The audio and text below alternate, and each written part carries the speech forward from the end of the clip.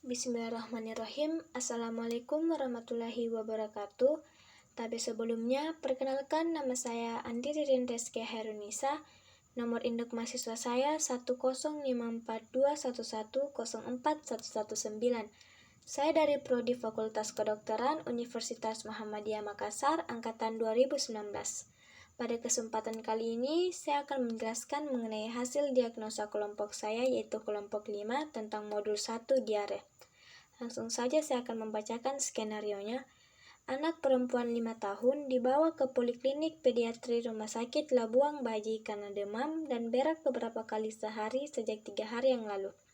Suhu 39 derajat Celcius, nadi 120 kali per menit, feses encer bercampur lendir dan darah segar. Saat ini anak tampak lemas dan selalu menangis setiap kali berak.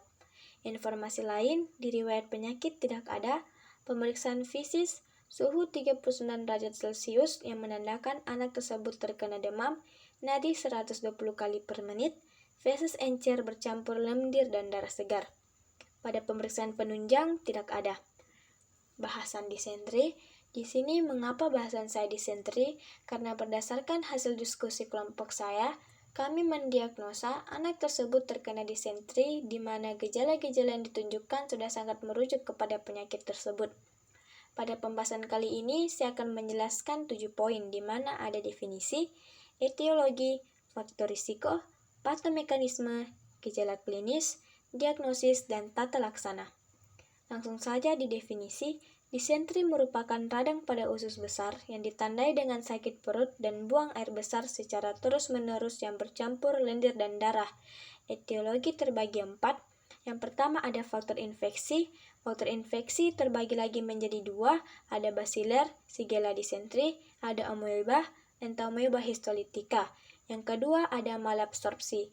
Malabsorpsi adalah gangguan dalam pencernaan pada saat penyerapan nutrisi dan cairan dari bahan makanan.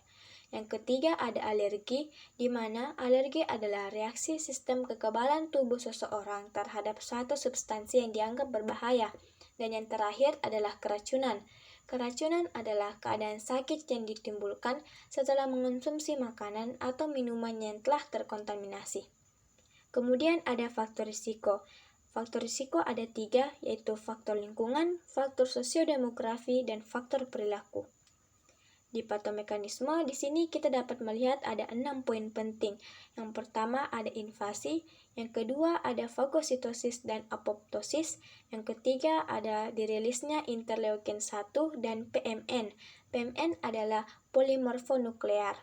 Dan keempat ada Shigella migration, yang kelima ada multiplikasi interselular, yang keenam ada matinya epithelial cell. Kemudian di sini ada bagian sederhana. Di bagian sederhana yaitu bakteri Shigella masuk ke lambung kemudian diteruskan sampai ke ileum terminal atau kolon bagian distal dan kemudian bakteri ini menginvasi ke epitel mukosa usus. Pada saat di mukosa usus, sel bakteri ini akan mengeluarkan toksin di mana nama toksin itu adalah toksin Shiga. Toksin Shiga ini akan meningkatkan siklik AMP hipersekresi cairan di usus yang menyebabkan tekanan osmotik meningkat sehingga jika feses keluar, dia akan bercampur lendir dan air. Kemudian akan terjadi inflamasi dari sel epitel mukosa sehingga sel-sel epitel mukosa ini mengalami nekrosis. Nah, nekrosis ini nanti akan menjadi ulkus. Pada saat feses ini melewati ulkus, maka disitulah juga akan keluar darah. Lanjut, pada gejala klinis, di sini ada 6. Yang pertama ada feses encer bercampur lendir dan darah. Yang kedua ada nyeri perut. Yang ketiga ada nafsu makan menurun. Yang keempat ada tenesmus. Tenesmus adalah perasaan buang air besar yang belum tuntas. Yang kelima ada demam. Yang keenam ada mual muntah. Di sini ada penegakan diagnosis. Penegakan diagnosis ada 3. Yang pertama anamnesis.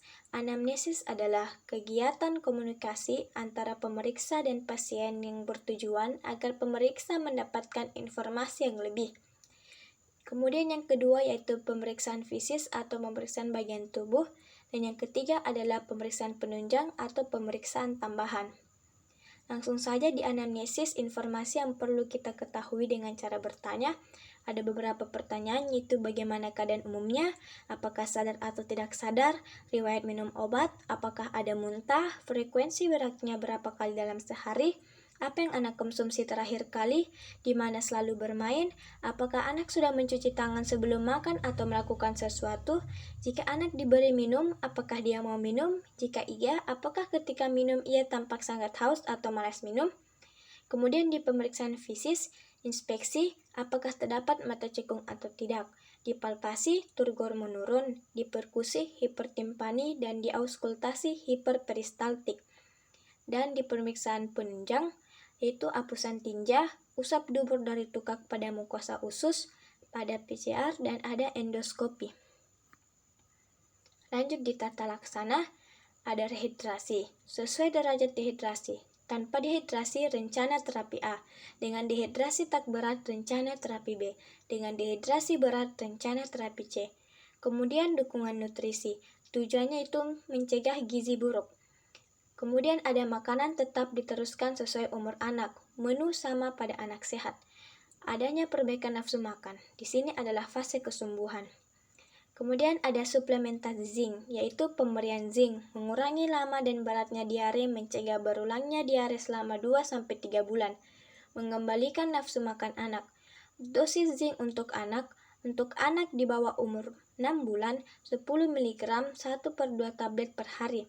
Untuk anak di atas umur 6 bulan, 20 mg 1 tablet per hari. Diberikan selama 10-14 hari berturut-turut meskipun anak sudah sembuh dari diare. Kemudian ada antibiotik selektif, indikasi diare berdarah atau disentri dan kolera.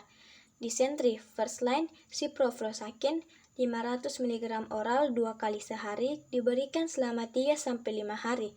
Second line ceftriaxone 1 gram 2 kali sehari selama 3 hari. Kemudian di sini ada edukasi. Kembali segera jika 1. Suhu tubuh tidak turun, 2.